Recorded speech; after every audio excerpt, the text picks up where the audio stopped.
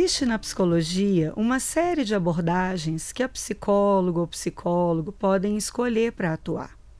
Mas para nós, clientes, o ponto de partida para iniciar um atendimento com uma psicóloga ou um psicólogo é consultar no Conselho Regional de Psicologia Minas Gerais se essa pessoa está registrada, se ela está atuando dentro da legalidade. Mas muitas de nós ainda têm outras dúvidas que são comuns e simples de responder. Eu sou Cristina Ribeiro, assessora do Conselho Regional de Psicologia Minas Gerais, e esse é o segundo episódio da série Psicologia em Pauta. Quem tem a missão de explicar sobre atendimento psicológico e como ele é benéfico para nós é a Flávia Santana, gerente técnica e psicóloga do Conselho Regional de Psicologia Minas Gerais. Olá, Flávia. Olá, Cristina. Vamos começar por uma pergunta que, assim, eu acho que você deve ouvir muito no seu cotidiano aí lá no Conselho.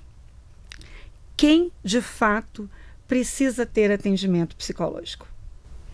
Então, essa pergunta é muito importante porque existe um mito que é sustentado há muito tempo, né? E vem até os dias de hoje, dizendo que psicologia é coisa para doido. Ou para quem realmente está precisando dela. Na verdade, todos nós temos as nossas questões. E a psicologia é uma ciência que se propõe a ajudar no autoconhecimento. E na medida que o sujeito, né, tem as suas questões bem resolvidas, que ele se conhece melhor, ele pode lidar também muito melhor nas suas questões sociais, no seu trabalho, no seu ambiente familiar, na sua relação a dois. Então, a psicologia hoje, ela é aberta a qualquer pessoa que se interessa por ela, se propõe ao autoconhecimento e também queira, né, estar mais confortável nas suas relações sociais. Penso que a gente precisa desmistificar essa questão de que a terapia é só para doido.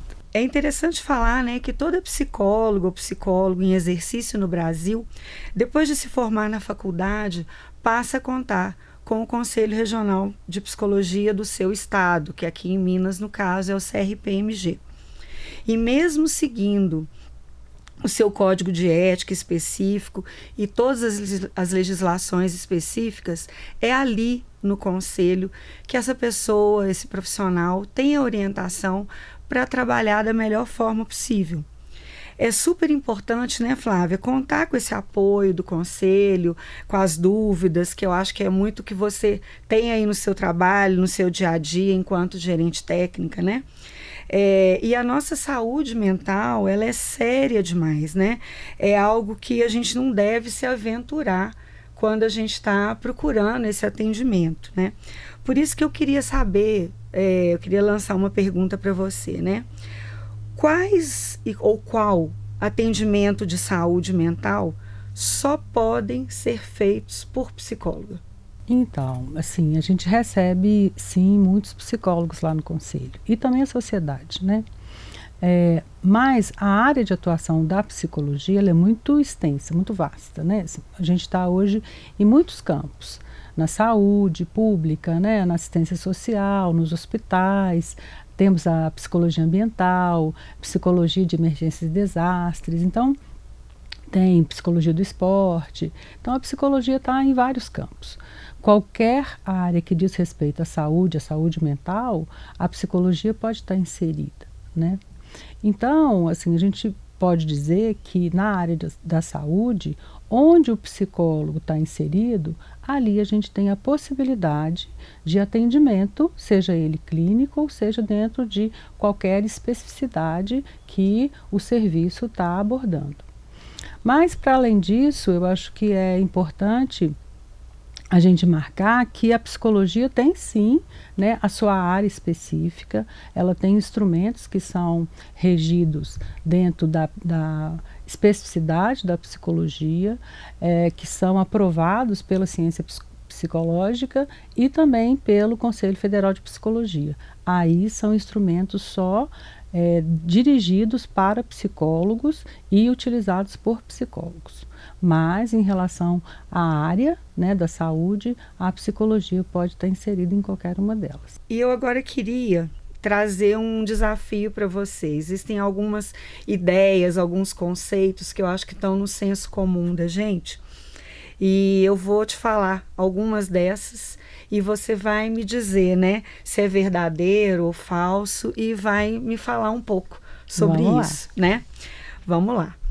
Transtorno mental é o mesmo que doença mental? Essa é uma confusão que muita gente faz, mas não são a mesma coisa. Não então é falso. A mesma coisa, é falso. Na verdade, o transtorno mental, geralmente, ele é multifatorial. E ele traz um prejuízo grande para o sujeito acometido de um transtorno mental. Né? Então, ele pode causar um sofrimento muito grande e ele geralmente precisa de intervenção, às vezes medicamentosa, que é diferente da doença mental. A doença mental, como qualquer doença, ela pode acometer qualquer sujeito e pode ser diagnosticada como qualquer doença. Pode ter um caráter mais leve, um caráter mais grave e, geralmente, ela tem uma conduta mais específica, diferentemente do transtorno mental, né? Que aí precisa realmente de ter uma avaliação, uma pesquisa mais aprofundada, quais são os fatores que levaram ao transtorno mental e, às vezes, até uma equipe multiprofissional para que seja diagnosticado e conduzido.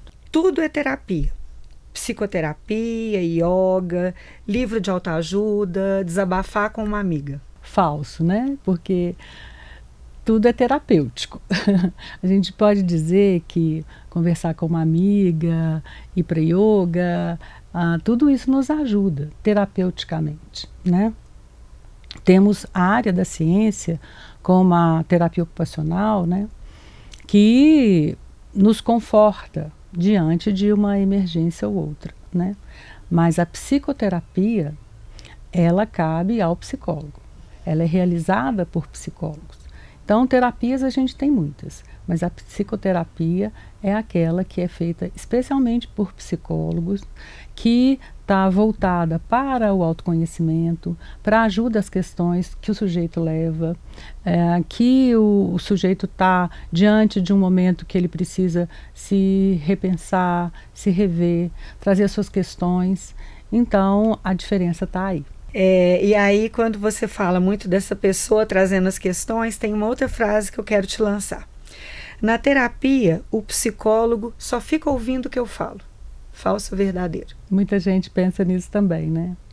Mas a gente pode dizer que é falso, porque quem está levando as suas questões é a pessoa que procura, né, a psicoterapia. Mas a intervenção, ela sempre vai existir, independente do campo que o psicólogo está. Mas ele precisa de uma escuta. A gente se prepara para isso. Então ele faz a escuta, geralmente o sujeito traz, né, as suas questões e a partir dessa escuta que ele vai poder intervir, independente deste campo que ele está inserido e do trabalho que ele está prestando. Então, às vezes, existe bastante no senso comum essa lógica de que o psicólogo vai dizer e não vai, né, tudo bem, e terminou ali a sessão. Mas, na verdade, depende também da abordagem. Tem abordagens que são realmente mais da escuta e tem abordagens que são mais interativas. E aí o sujeito vai escolher a que melhor couber para aquilo que ele pretende diante do tratamento. Ter atendimentos com a psicóloga melhora as minhas relações com as pessoas e comigo mesma. Verdadeiro? Com certeza, verdadeiro. Acho que a gente estava falando exatamente disso, né? O autoconhecimento, ele favorece muito o sujeito com ele mesmo e as suas questões. Mas existe todo um convívio social, os laços que ele faz durante a sua vida, a constituição da família, a constituição das relações de trabalho, a constituição das relações sociais. Então, tudo isso, o sujeito precisa de um comportamento onde ele se sente confortável com as suas questões. E, para isso, ele procura o psicólogo, e essa procura tem que ser uma decisão, mesmo que ele tenha uma indicação médica, uma indicação de um amigo, uma indicação de uma pessoa que ele confia, uma indicação de um familiar. Ele só vai ter êxito se ele entender que ele precisa. E se aquele psicólogo que está atendendo e aquele método que o psicólogo for utilizar com ele for o mais adequado. Por fim, tristeza e depressão são coisas diferentes. Verdadeiro, né? Porque a tristeza, ela acomete a gente ao longo da vida. Desde o momento que a gente nasce até o momento que a gente morre, né? Então a gente pode ficar triste todos os dias.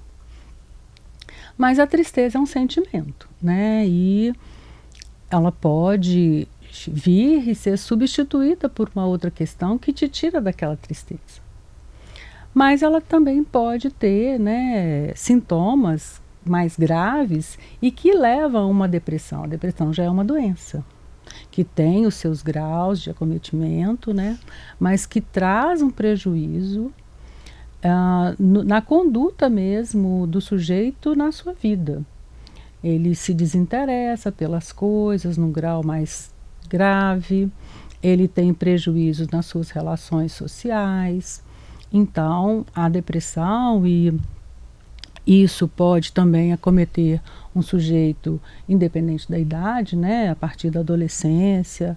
Já foi até identificado casos de depressão até na infância, dependendo, né, da vida que aquela criança leva, né, se for uma vida de muita violência, né, se ela estiver exposta a questões que vão provocar ali sintomas mesmo que podem levar a essa depressão. Então, é diferente sim, né, a tristeza é muito normal, natural, como os nossos sentimentos, mas a depressão, você pode passar por uma vida sem ter depressão. Flávia, obrigada por ter elucidado essas questões para nós, que são tão comuns aí do dia a dia, né? A gente está aqui falando sobre saúde mental e queria te ouvir aí para encerrar a sua participação sobre essa importância do cuidado com a saúde mental. Eu agradeço também o espaço, em nome do Conselho Regional de Psicologia de Minas Gerais. Acho que é sempre muito importante a gente ter espaços como esse, onde a gente pode falar da importância da gente cuidar e pensar na saúde mental, né? Então, penso que a gente tem uma data específica como alusão, né, à importância de tratar, a importância de se ouvir, a importância do autoconhecimento e a importância de buscar pessoas especializadas para cuidar junto com a gente da nossa saúde mental. A psicologia está fazendo agora 62 anos, então ela procura cada vez mais, né, estar atualizada com as pautas e as transformações do sujeito e da sociedade e também antenada com as novas tecnologias. A gente hoje trabalha até com atendimento online. Então eu acho que é muito importante cada vez mais a gente ter espaços como esse para falar da saúde mental e trazer, né, esses pontos que desmistificam, né, o que é o cuidado com a saúde mental. Bom, esse foi o segundo dos 5 episódios desse videocast Psicologia em Pauta, que ele é produzido pelo Conselho Regional de Psicologia Minas Gerais, que este ano de 2024 comemora 50 anos em favor dos direitos humanos e da saúde mental. Eu sou Cristina Ribeiro, jornalista, assessora de comunicação do Conselho, e muito em breve nós vamos, no 3º episódio, falar com outro especialista, conversar com outro especialista sobre como somos pessoas diversas e como isso é importante para a nossa vida. Muito obrigada.